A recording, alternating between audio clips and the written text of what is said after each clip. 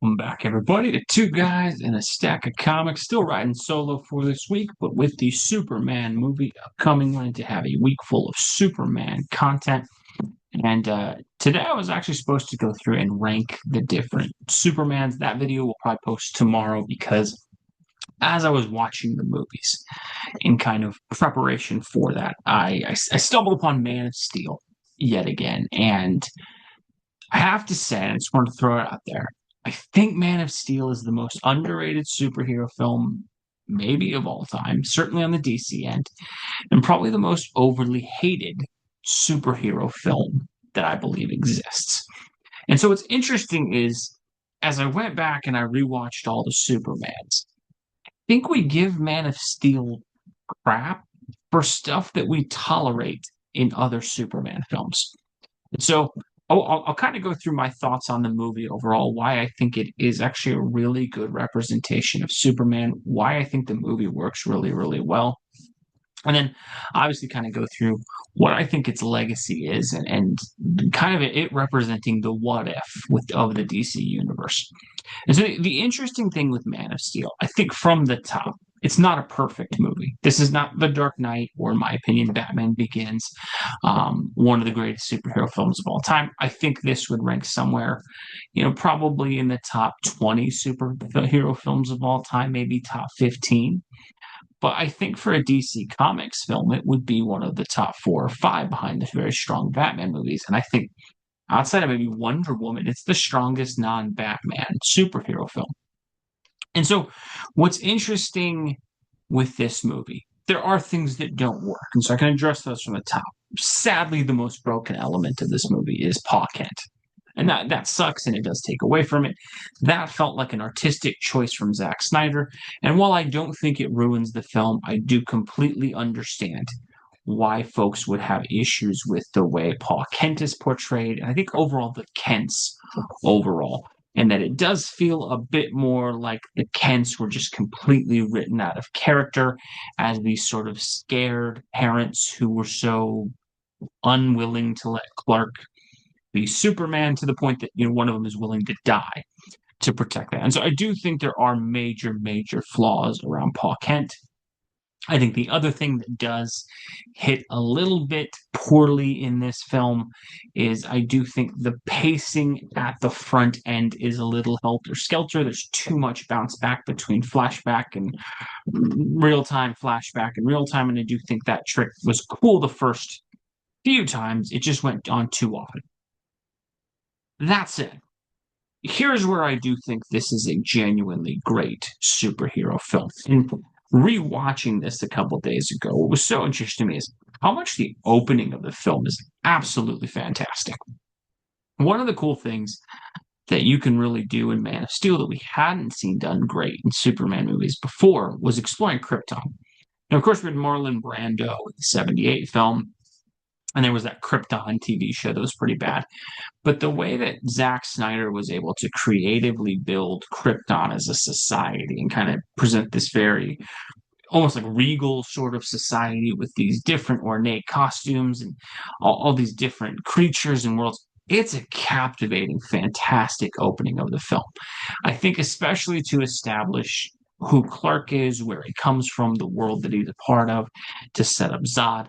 I think that stuff was absolutely fantastic. It's one of the more interesting and intriguing superhero openings ever, and that it is a very long time, and you're not seeing the main character more so than most any other movie with a superhero, and yet you don't mind at all because it's excellently portrayed by Russell Crowe. There's some really great performances overall from Michael Shannon and the different actors in the Krypton. It's a captivating beginning, and I think it did so well to capture the world of Krypton and where Clark comes from that it's a fantastic opening. I think if you go back and watch that, it's just well paced, great action sequence. It's exciting. It looks fantastic, and that's another thing that I think stands out in this movie by far is weirdly, the budget on this wasn't that high compared to how many of these superhero movies we have now that just have exponentially higher budgets. This movie, start to finish, looks fantastic. The CGI, when it's there, is great. The practical effects are used really well when they need to. The costume design is really, really great. Overall, that opening really starts well. I think the other portions that did work with this movie as well. I think this was a really cool blend of multiple versions of Superman that took place. And so I do think while we are lacking a little bit of the Christopher Reeves earnestness in this film, I think the interesting piece is there is kind of a Smallville-esque piece to this movie, in that you do get some of the young Clark who's growing and starting to be Superman. And then you do get some really cool classical elements throughout the film. That sequence with the first flight, where the inspirational music flourishes and he flies, that is one of the coolest sequences that exists in any superhero film. And again, I think where sometimes this movie gets some junk is this is an origin story for Superman. I kind of compare this to like Batman Begins and The Batman, where while there are moments in those movies where it's not quite what you'd expect out of Batman, you get it and you understand it very much so because it's literally like his first day on the job. I think it's sort of similar to tolerating some of the things in Casino Royale, the James Bond film, which is excellent that you kind of put up with because Daniel Craig's supposed to be a rookie James Bond who just got the double O license. And I think what's interesting is we kind of afford those movies some breaks where the character doesn't quite feel like the prime version of the character. And yet, Man of Steel, a lot of the criticisms of the movie come from Superman's portrayal in terms of Superman, preventing the collateral damage, Superman stopping, civilians from dying and things like that. And while I do think there is some legit criticism in it, I think it would have been nice to see Superman save a few more lives, a couple more cat out of the tree sort of scenarios, especially in the end battle with Zod, where he kind of kicks that truck and Superman dodges out of the way and the building explodes. That was a pretty poor moment in the film for Superman. But overall, I do think from a standpoint of a rookie Superman who has literally only been on the job as Superman for a couple of weeks, I think this was really cool, especially because they kind of show a lot of the early stages before the costume, before he can fly, all of that. And so he gets to fight this entire army of Kryptonians basically as a rookie. And yet so many people give so much crap to the fact that he like struggles to stop them all and struggles to stop all the collateral damage. I think when you go back and you watch it, understanding this is the origin story, this is like the rookie year Superman, Superman year one, I think it's pretty cool that they did that. And I think had the DCEU done a better job of adapting Superman later on, this could have really been a growing opportunity for Superman. But I've always been puzzled at the fact that people give so much junk to that when it's very clear in the film he's just becoming Superman. These are his initial steps, and he's fighting an army of Kryptonians. So I think that was really interesting. And I think overall, when you look at it from that perspective, it's a really cool representation of the threat that Kryptonians would be and the strength that Clark has to kind of stop them all. I think the other things that really do work well in this movie, um, Henry Cavill overall, this is by far his best performance as Superman. Sadly, the bar gets lowered quite a bit with how bad BVS is and Justice League is. But what I do think Henry Cavill did a pretty good job is some of the Christopher Reeve stuff, and not to speak ill of Christopher Reeves, who I think is absolutely fantastic. Christopher Reeves never really plays Clark Kent. Clark is a caricature. Clark is this fake non-persona. And I think the thing that Henry Cavill did really well with is while there are some Superman moments where he's clearly, buying into the role, Clark's the main character. And what's interesting is that's the main dynamic of Superman. Right? I think what's kind of missing from films like Superman 78 is that Clark Kent, unlike Batman, where Bruce Wayne is the mask and Batman is the real persona, Superman's the opposite. Clark is the real person. Superman is the persona that he plays. And while there is a little healthier dynamic in terms of Clark is a lot more Clark when he's Superman and Batman is Bruce when he's Batman, I do think when you go back and watch a lot of the other Superman things, Clark's a non entity. Whereas in this film, he is very much a completed character. He is kind of exactly who he should be, in that he is a guy who kind of wants peace and wants to, in this film, he wants Lois and wants to live a life and find out who he is and all of that. And I think that's interesting. I think that was really well done, where I feel like other Superman movies have not explored that as well. Instead, Clark is this very thinly veiled, persona in the same way that Bruce Wayne is. And that's just not consistent with the character. I think the other portion that this movie does really, really well, Zod as a villain is as imposing as he should be. And to me, look, Lex Luthor by far is the most notable Superman villain. He's a great villain. I do personally think Zod is probably the best Superman villain. And that while Lex is the Joker for him, and there's always going to be, when you think Superman villain, Lex Luthor first, Zod to me always represents a more interesting challenge because it's the evil yin and yang kind of thing with Superman. And I think the fact that you have this guy with this deep lineage to Krypton, this someone who absolutely hates Clark, hates what he represents, wants to bring back Krypton, despises humanity. He is the anti-Superman. And I think that contrast of setting up this experienced warrior versus this rookie and showing that ultimately it's Clark's humanity, Clark's willingness to work with allies, Clark's willingness to be unstubborn. I think that's a really cool dynamic. And Michael Shannon did a fantastic job in this movie of portraying that. It's probably one of the most underrated villain performances, and that he is commanding, he is imposing, he plays it unhinged. There's some chew the scenery moments for sure, but again, you're in a superhero film. And I think he does such a good job in the film of playing this menacing force that's going after Clark, in addition to a lot of the other Kryptonian characters. I think it's like Feora is one of the other ones that really play these great roles and show this kind of elite warrior mentality. And I think that's just so well done, especially when you have the scenes where, Zod and his Kryptonian army are taking on like soldiers and things like that. That scene where the villains are fighting the soldiers in the streets of Smallville and just sort of wiping them out at super speed. I thought that was such a cool display of like the difference in what a Kryptonian can do versus an Earthware. And I thought that was so well done in this. And I think that's a missing piece out of the Superman part is you forget how powerful, how speedy, how efficient he could be if he wanted to be. And so seeing that done in an evil version with these Kryptonian soldiers, I thought was really cool, and I thought it set up a great challenge for Superman. I think the other part that really does work is the action sequences. And I think one of the criticisms of a lot of Superman movies is we never really get to see Superman cut loose. And while, yes, a lot of the classic Superman stories like Superman for All Seasons and things like that don't focus on the old no holds barred action, action is a huge part of a Superman movie. And man, that scene where him and Zod are fly fighting and all that, punching each other in the sky and going into space and tearing apart satellites, that captured the true potential of a Superman fight scene. Very much in the same way that, like, as much as I don't like Zack Snyder, when you had that Batman Batflex scene where he took out the warehouse, that kind of captured the potential of what we could see from action sequences for Batman. And I thought that was so well done throughout. Yes, there's a little bit too much damage and things like that happening.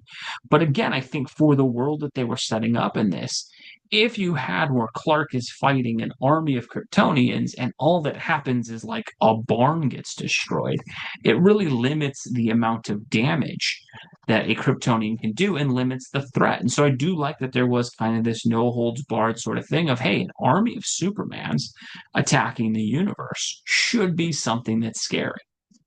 I think the other piece that is underrated in this film is while I do believe it is rushed, I did like the dynamic they set up with Lois Lane in the movie. One of the easy critiques of Lois that just doesn't translate well to films is how she's not able to figure out Superman as Clark Kent. I think while that is a comic book trope, and I will not mind movies exploring that and going through that, when you set up that this is the world's greatest journalist who undercover investigates all these things, and she doesn't notice that the guy can't take off his glasses and that he's Superman, it's kind of lame. And so I think the fact that they actually went all in with that and had Lois figure it out through investigative journalism, put the pieces together, I thought that really worked well, and it worked wonders for their relationship in terms of, while yes, it's not the chemistry that Reeves and Margot Kidder had, It's a really cool relationship that they set up. And I will say, I thought this movie found a really cool way to use Lois as the sort of human tether that keeps Superman grounded. Again, normally that's the Kents, and I'll fully admit this movie failed in that regard with the Kents here. But I thought it was a cool use of Lois. I thought it set up the relationship really, really well. Sadly, they bungled that in subsequent films. But in this movie, I think that dynamic worked really, really well. I think lastly, the part that I think for Man of Steel that's interesting is the ending of the film and the next snap heard around the world. This is the most criticized piece of this movie for most folks. And I'm going to be honest, even watching the film the first time, I really didn't understand why this got so much criticism. And that one, Superman, while he does not kill, often does kill. Superman in the battle with Doomsday, which I believe is one of the best Superman stories of all time, if not the best, kills Doomsday at the end. And yes, it's the last resort thing where he dies as well. But Superman's never had the Batman mentality of like no kill rule 100%. Superman oftentimes, and I think that I'm trying to remember the comic. I want to say it's Jeff Loeb who wrote it, but there was a great comic a few years back where they had Superman talking about how occasionally, his dad always taught him like when he was on the farm, if a fox gets into the hen house, sometimes you have to take the action and take the fox out because it's just going to keep killing the hens and things like that. And so while Superman will never take joy in killing, doesn't want to kill, there are moments where Superman, being who he is and facing the threats that he faces, will face things that only he can take care of. And the only option for it is that he might have to save the world, kill. And what's interesting with Zod in this movie, one, the circumstances that set up, it's not like Clark just snaps his neck for no reason. He is fighting a more experienced, stronger person than he is. He finally gets the upper hand. He gives that character, Zod, multiple opportunities to stop. And Zod makes it clear he's never going to. He's going to kill every single living human being that he can. And so Clark is left with no choice because if you really look at it, what choice does he have in this film?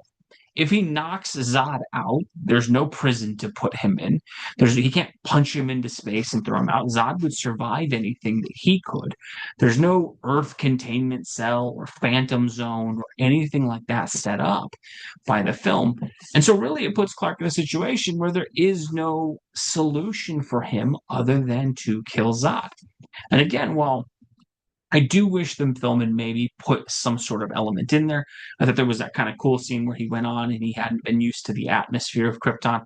I thought they could have used that in some way to kind of contain Zod or something, but they didn't have enough time. And again, it would make sense given that the movie happens at a frenetic pace. There's no other choice for it. And if it's a Batman movie that ends with him killing, I would have a bigger issue with it. A Superman film, while Superman doesn't kill often, he's not a character who's 100% opposed to that because oftentimes whenever he's had to in the comics, it's been there's no other option, and this character would literally destroy the planet if Superman doesn't take him out. I think the other part that's interesting is this is selective outrage to me, in that one of the things I did when I watched this movie the first time it came out in 2013, and that I did kind of subsequently now watching it, is you watch the Chris Reeves films. What's sort of interesting is in Superman 2, he depowers Zod. Zod is fully human. He could easily knock him out. He instead crushes his hand and like throws him down an endless pit and then cracks wise with Lois a few seconds later.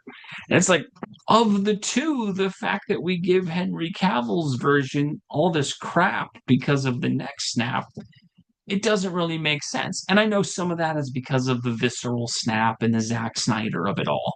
But I do think it's just really interesting and it seems like selective outrage for it.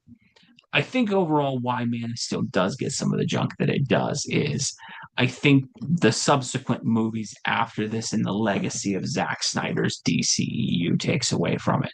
And I think to me it reminds me so much of the movie Casino Royale as a James Bond fan. And why I say that is, I love James Bond, probably one of my favorite fictional characters, second, probably behind Batman.